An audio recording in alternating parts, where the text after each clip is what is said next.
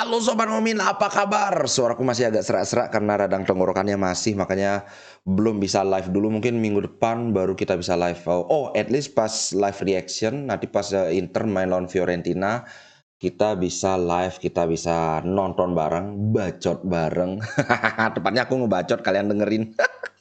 Oke, ngomong-ngomong soal Fiorentina, akhirnya di detik-detik terakhir kemarin resmi si Amrabat ke MU. Jadi mereka akan kehilangan Amrabat. Ya menurutku ini keuntungan buat Inter Milan karena Amrabat ini salah satu gelandang bertahan terbaik di Serie A. Dengan Fiorentina kehilangan Amrabat ya jelas agak kelimpungan lah, apalagi kehilangannya itu di menit-menit terakhir. Ngomong-ngomong sebelum lanjut, ini kemarin ada yang beli juga bilang, beli barangnya bagus, beli, aku udah beli, nggak ringkih. Nah ya iyalah, aku sebelum rekomen tuh kan barangnya udah aku pakai. Ini bagusnya kan pertama bisa puter-puter gini. Terus ini sudutnya bisa bisa ada dua sendinya. Jadi benar-benar kita kalau mau benar-benar rendah di meja juga bisa. Jadi ya, dan harganya itu lagi diskon. Kalau kawan-kawan lihat ini, di tempat lain itu harganya 412, 357, 357. Kalau di tempat yang aku rekomen itu cuma 196. So kalau kawan-kawan tertarik ya silahkan langsung aja di link yang aku kasih. Oke, lanjut. Berikutnya tentang Roma. Wah, Roma lawan Milan, kasihan sih Roma kalah. Tapi menurutku ini walaupun banyak yang ngomong, waduh ini lagi-lagi gosok voucher dibilang Milan karena penalti ya. Kalau aku sih berusaha objektif, berusaha sefair mungkin. Menurutku ini memang penalti. Ini kalau kawan-kawan tidak percaya lihat aja di sini. Ini si Ruben Loftus-Cheek, kemudian ini Rui Patricio, kelihatan banget kok. Tuh, kelihatan kan? Ulang lagi sekali. Kakinya lihat. Nah, tuh. Ya memang harus penalti. Bahkan ini apa ya? Menurutku ini bukan, kalau yang sebelumnya memang agak meragukan, kalau ini ya murni. Bahkan sebenarnya kan ada yang kena kartu merah pemain Milan. So menurutku wasit di partai ini ya udah bagus. Memang Roma saja yang mereka udah kehilangan Paulo Dybala, kemudian siapa lagi itu, pokoknya banyak banget yang cedera. Mana itu? Oh ini dia, Paulo Dybala, Sardar Azmoun, Renato Sanchez, Tammy Abraham, terus Kumbula juga, gila pemain, 5 pemain. Aduh, dan aku tidak melihat situasi untuk Roma akan membaik karena ya seperti yang aku bilang di awal, kedalaman skuad mereka udah jelek. Terus bahkan pemain yang tersedia pun juga banyak kan pemain tier 2 ya, kecuali mungkin Romelu Lukaku. Kemarin Romelu Lukaku dapat sih menciptakan peluang, cuman ya Milan masih terlalu kuat untuk Roma. Oke, itu soal pertandingan Roma lawan Milan. Kemudian ini ada berita yang menarik. Tim yang menghabiskan paling banyak di transfer pemain dan tim yang menjual pemain paling banyak. Ini maksudnya duitnya ya. Milan adalah tim yang paling banyak belanja, itu total berapa ini? Nah, itu total mereka menghabiskan 112 juta. Wow. Tapi yang lebih heboh lagi adalah Atalanta. Wah, cuannya Atalanta, mereka total menjual pemain 155 juta. Højlund yang paling heboh sih 80 juta. Padahal Højlund ini baru satu musim di Atalanta. Dan aku ngeliat, gimana ya, bagus sih bagus, cuma ya nggak 80 juta aja kali. Aku nggak ngerti, kok MU mau bayar pemain ini 80 juta. Dulu juga mereka kok mau bayar Anthony 80 juta. Hampir 100 bahkan. Itu 80 juta pounds. Makanya kalau di euroin jadi sekitar 100 gitu. Nggak ngerti lah dengan duit segitu. Coba kalau Inter yang punya budget segitu, wah kita sudah treble winner 2 kali ya. Anyway, selamat buat Atalanta. Mereka akhirnya gara-gara jual pemain banyak ya, mereka bisa ngambil si Scamacca. But seperti yang aku bilang, aku nggak terlalu excited dengan Scamacca, nggak ke Inter ya, so what gitu loh. Terbukti juga di Atalanta biasa-biasa aja toh. Nah, yang menarik adalah si Zapata. Kemarin Roma sudah sedikit lagi dapetin Zapata, toto diblok sama Gasperini. Tahu-tahu di menit-menit terakhir si Zapata ini dijual ke Torino. Apa aku nggak ngerti gimana. Anyway, biarinlah, kasihan juga si Roma karena mereka itu sangat butuh striker. Tapi at least mereka gagal dapetin Zapata, ya mereka dapetin Lukaku. Arguably Lukaku jelas lebih bagus dari Zapata kan. Nah, next aku mau bahas AC Milan lagi. Ini ada drama menarik ini. Nah, Taremi's agent ini beda dengan kasusnya Udinese dengan si Lazarsik itu. Ini agennya bilang Milan tidak pernah berbicara kepada saya. Saya akan memberitahu kenapa transfer ini kolaps atau gagal. Nah, intinya kan awalnya agak banyak hambatan dengan Portonya. Tapi di akhir itu kemudian Porto akhirnya udah kelar. Baru terus Milan ngomong sama agennya Taremi. Nah, sebelumnya yang ada berita bahwa Milan sudah mencapai kesepakatan dengan Taremi itu nggak tahu dia ngomong sama siapa. Karena menurut ini si Mehdi namanya, Pedro Pinho, mereka tidak pernah mengontak saya. Mehdi Taremi sudah memperingatkan mereka bahwa mereka berbicara dengan agen yang salah.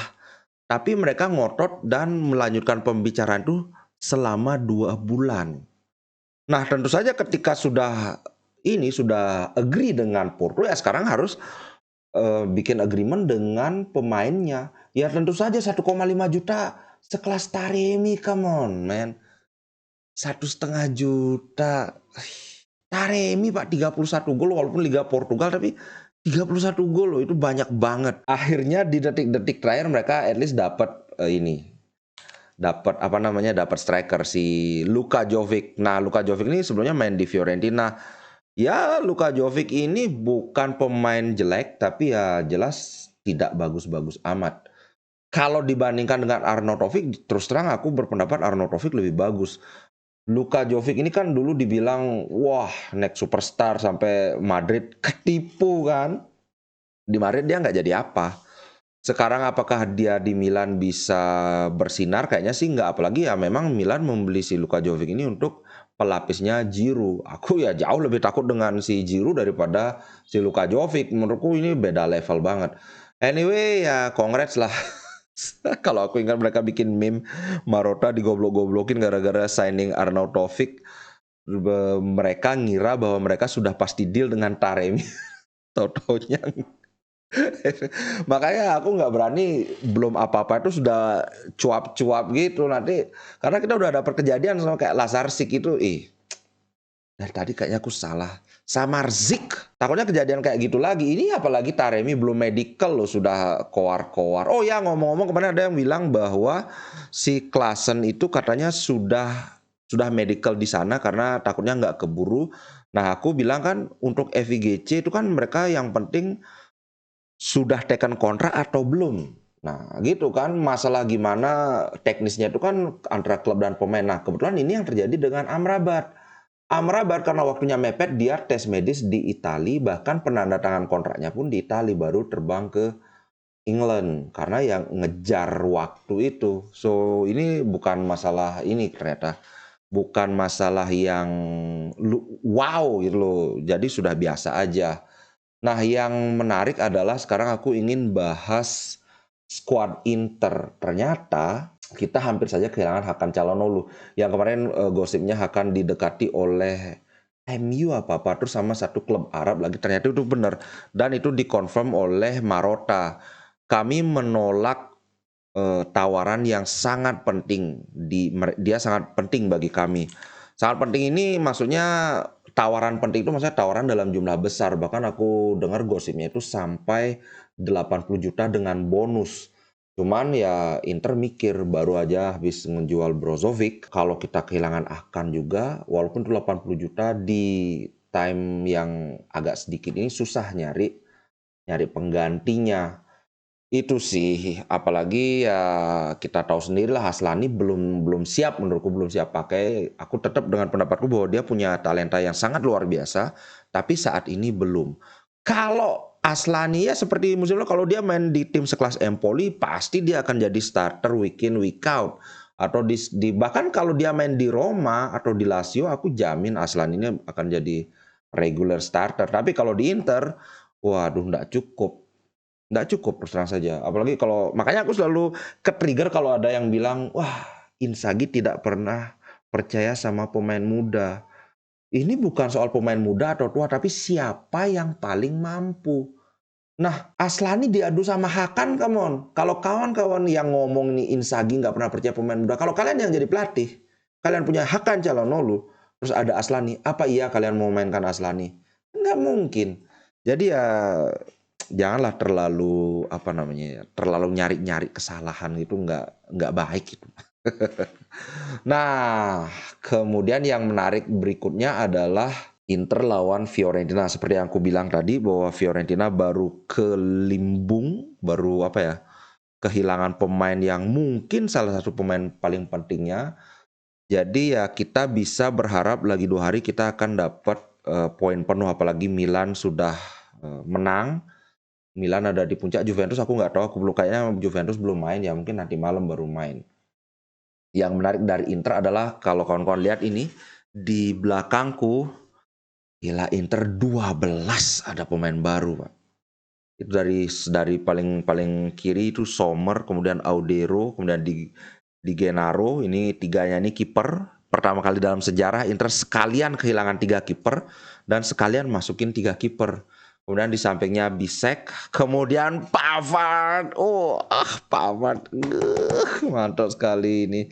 Dream signing. Nah, kemudian yang di bawah itu adalah Cuaksdrado, kemudian Davy Klaassen, kemudian ada Davide Fratesi, kemudian ada Alexis Sanchez, Marcus Thuram, dan Marco Arnautovic. Nah, kemarin sebenarnya aku sudah bahas tentang Davy Klaassen ini ya, cuman aku ingin bahas lebih agak mendetail lagi.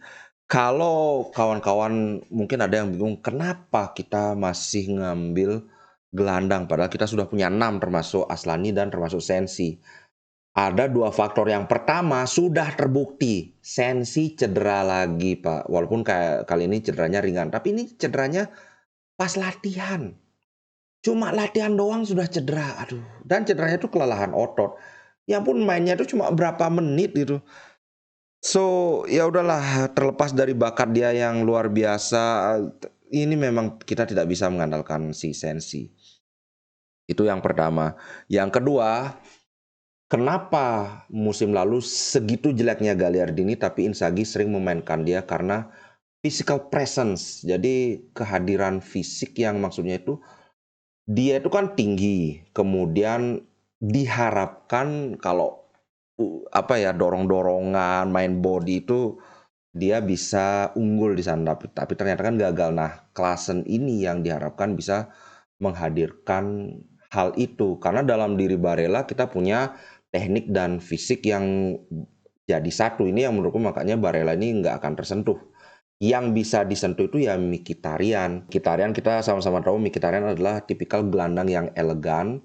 Secara teknik dia sangat oke, tapi kalau adu fisik ya nggak bisa. Mau diajak adu lari ya diasapin Mkhitaryan karena memang bukan itu ini dia apa spesialisasi dia. Nah, kehadiran Klaassen, dia punya teknik yang cukup bagus. Ya kalau diadu sama Barella pasti kalah lah, tapi di sisi lain dia punya keunggulan fisik yang oke, tinggi badan lumayan 180 berapa, kemudian agresif juga. Kalau dari segi teknik sudah aku bahas cukup bagus, nggak istimewa tapi ya rata-rata lah. Yang jelas ya lebih bagus dari Gagliardini. Makanya kalau kita lihat sekarang sebenarnya ya Klaassen ini yang menggantikan Gagliardini. Prediksiku Klaassen ini akan sering turun saat kita sudah memimpin dan mengamankan poin gitu. Yang aku belum tahu apakah Klaassen ini bisa bermain sebagai gelandang bertahan, karena yang aku lihat di transfer market kemarin kan aku sudah tunjukin dia itu 2 posisi antara sebagai gelandang serang atau gelandang tengah, center midfielder. Tapi sama seperti Hakan, dia aslinya juga gelandang serang, ternyata dijadikan gelandang bertahan juga oke. Siapa tahu, cuman aku sih pinginnya biarkanlah deputinya Hakan itu Aslani. Kalau kawan-kawan kemarin mungkin khawatir, kok Aslani nggak dimainkan? Tenang, itu karena kita mainnya masih seminggu sekali. Nanti begitu main 2 kali seminggu, Aslani pasti main, tenang saja. Nah inilah, kalau aku ngelihat Klaassen ini sepertinya dia akan lebih diproyeksikan sebagai gelandang tengah. Suara apa itu? Waduh. Nah dia tuh kayaknya akan lebih sering dimainkan sebagai gelandang tengah untuk antara menggantikan Barella kalau kelelahan atau menggantikan Mkhitaryan berduet dengan Fratesi. Itu sih, karena Fratesi ini walaupun dia juga agresif, tapi memiliki karakter permainan yang sangat beda. Aku ngelihat Fratesi ini sukanya nusuk ke kotak penalti, sedangkan Klaassen ini lebih suka beroperasi di sekitar luar kotak penalti lawan. Entah dia melakukan tembakan jarak jauh, entah memberi umpan, atau justru menjaga keseimbangan lini tengah dengan kalau misalnya gelandang lain maju itu dia akan berjaga di third line lah istilahnya, kan ada second line. Nah, setelah second line-nya ini ya garis ketiga yang istilahnya garis ketiga ini adalah pemain yang mengantisipasi serangan balik. Nah, itu sih menurutku, tapi kita lihat karena kita belum melihat sama sekali bagaimana permainan Klaassen. Dia juga belum dapat latihan di Inter. Nanti kalau lawan Fiorentina misalnya dia main, baru kita bisa bikin analisa yang lebih lebih berdasar lagi gitu. Oke guys, itu dulu. Jangan lupa buat kawan-kawan yang member, aku baru saja kemarin malam upload video konten spesial khusus member. Silahkan dicek it cerot. Ciao guys, terima kasih buat yang nonton. Sampai jumpa besok. Sorry aku belum bisa live dulu, mungkin ya, besok baru live ya. Maksudnya pas nonton Inter lawan Fiorentina. Ciao, thank you. Inter Milan di dadaku, biru hitam warna darahku. Label winnernya Itali tidak pernah degradasi. Inter Milan kebanggaanku.